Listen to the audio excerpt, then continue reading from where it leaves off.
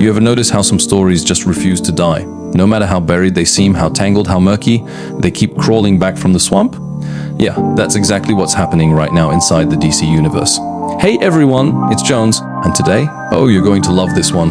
We're diving into one of the darkest, most mysterious, and yes, most forgotten projects in the DCU. Because James Gunn just broke his silence about James Mangold's long-lost monster movie, Swamp Thing. And here's the wild part: while everyone thought it was dead, Gunn just said, no, it doesn't. No, you heard that right. Swamp Thing is still breathing, still pulsing, still waiting. But wait, how is that even possible when Mangold just signed a major deal with Paramount Pictures? Isn't that like walking into another universe entirely? Or maybe, just maybe, this is all part of Gunn's secret master plan for Chapter 1, Gods and Monsters. Let me ask you something. What if Swamp Thing isn't just another superhero flick? What if it's the monster that connects everything in the new DCU, from Superman's clean, cut heroism to the cosmic chaos of lanterns? Because according to Gunn himself, he and Mangold have already talked. They've got something cooking, something slow, something deliberate. And if you know Mangold, the guy behind Logan and Indiana Jones and the Dial of Destiny, you know he doesn't rush greatness. Now, before I go deeper into how this twisted project could reshape the entire future of the DCU, I've got one simple request: hit that subscribe button. Because the next few minutes are about to take you into the forbidden roots of DC's darkest corner, a story most fans missed and only a few understand. Alright? Ready? Let's dig deeper. See, Swamp Thing has always been more than just a creature. He's a symbol of transformation, of man becoming monster, of life merging with decay. And Gunn's version of the DCU, titled Gods and Monsters, is literally built on that duality. It's the central heartbeat of his universe. Think about it: Superman represents the god, the perfect savior. Swamp Thing, he's the monster, the reflection of what happens when power and pain collide. And Gunn calling this chapter Gods and Monsters wasn't a coincidence, it's prophecy. So, what's actually going on behind the scenes? Let's connect the dots. Mangold's deal with Paramount raised eyebrows. People assumed, oh, he's out! DC lost him. But Gunn, ever the architect, assured fans they're still invested. That means the dark roots of this film are still alive, growing quietly in the shadows while the DCU builds its foundation with Superman, Lanterns, and Supergirl. And that's what makes it so fascinating, because unlike other DCU films racing toward release dates, Swamp Thing has no confirmed timeline, no flashy cast reveal, no poster, just silence. And you know what that means in Hollywood? Something huge is brewing. Let's be honest, this isn't just a movie, it's an omen. Let's age you to for now. Let's talk about what Swamp Thing really represents in Gunn's world. If you've been following the DCU roadmap, you know the upcoming lineup is divided, light and dark.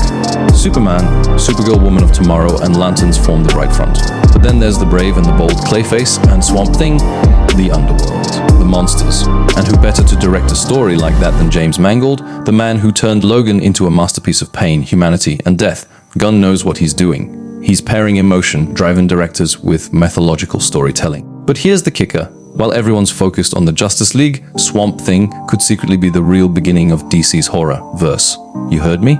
Horror. Because for the first time, we might see a DC monster movie that feels like Alien meets the Witch, drenched in myth, science, and tragedy. Let me throw a hypothetical your way.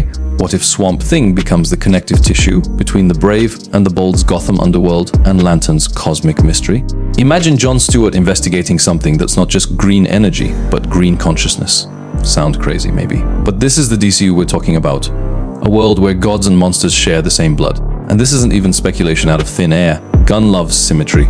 Superman represents hope, Swamp Thing represents consequence. Both deal with life and morality, but from opposite ends. Mangold himself once said he's drawn to characters who suffer to find their humanity. So yeah, this won't be your typical comic movie where a hero punches their way to justice. This'll be a descent, a slow, poetic collapse into something ancient, earthy, and unholy. Now, what really intrigues me, Gunn didn't deny anything he could have said. We're moving on. He didn't.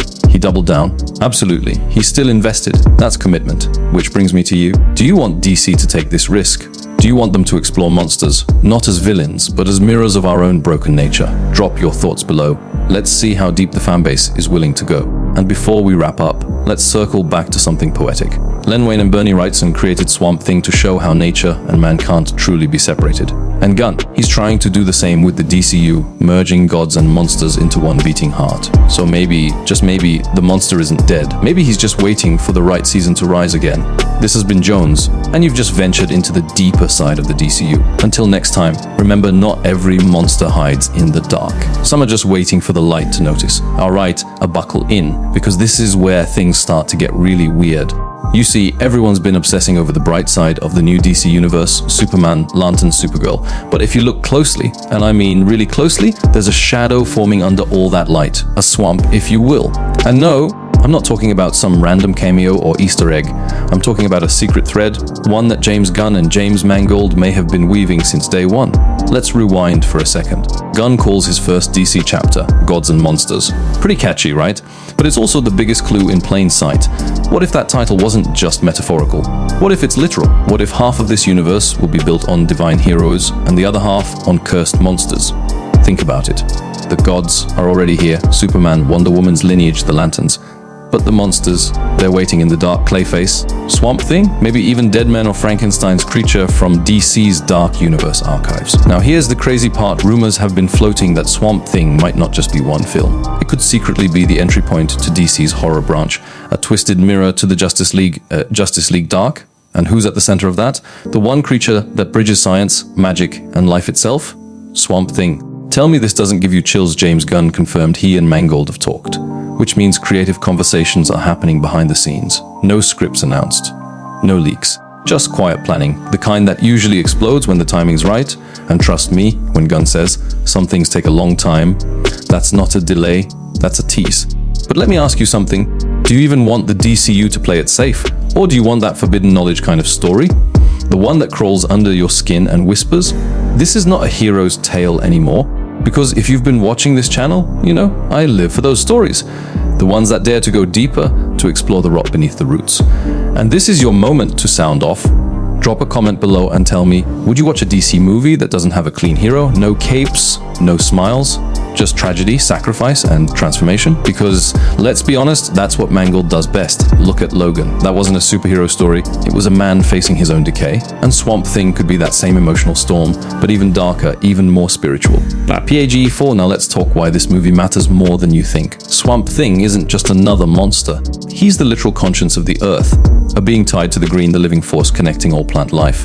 And in DC lore, the green isn't just nature, it's awareness. It remembers, it grows, it fights back. And what's more terrifying than a world that remembers what humanity did to it? This is where Gunn's vision might be genius. While Superman represents hope from above, Swamp Thing represents judgment from below. Two ends of morality, the sky and the soil, the god and the monster. Now, a quick callback. Remember when Gunn teased that everything in the DCU connects emotionally before it connects physically. Boom, that's the key. Swamp Thing doesn't need Superman to show up. The emotional DNA is what ties it all together. The conflict between control and chaos, between light and decay, between pretending to save the world and actually being part of it. But you know what? I'll be honest for a second. I think this movie scares the studio more than the fans. It's weird, poetic, and it doesn't fit the clean, shiny mold. But that's exactly why it needs to exist. Because if DC wants to rise again, to truly stand apart from Marvel, they have to embrace the monsters. The misunderstood, the broken, the tragic. The ones that bleed green instead of red. Now, Mangold's deal with Paramount might slow things down, sure. But Gunn's confidence? That's not just talk, he said. Hayes still invested. Meaning Mangold hasn't let go of the swamp yet. And when a storyteller like him holds on to something, you know it's because there's still more story to tell. So, before we wrap up, let's play with a hypothetical. What if Swamp Thing ends up not being a solo movie? What if it's the gateway to the supernatural DC? To Zatanna, Constantine, Deadman, a whole darker universe we've barely seen on screen? That's where I think this is going. And if I'm wrong, I'll eat my words. But if I'm right, oh, you'll remember this video. So, here's my final thought. The gods will rise, the monsters will crawl, and in between them is the truth. And the truth, my friends, is never clean. If you made it this far, you're not just a viewer, you're one of the few who see the pattern behind the chaos. So hit that like, drop a comment, and tell me, do you think the DCU needs its monsters as much as its heroes? This has been Jones, and remember, the swamp always remembers.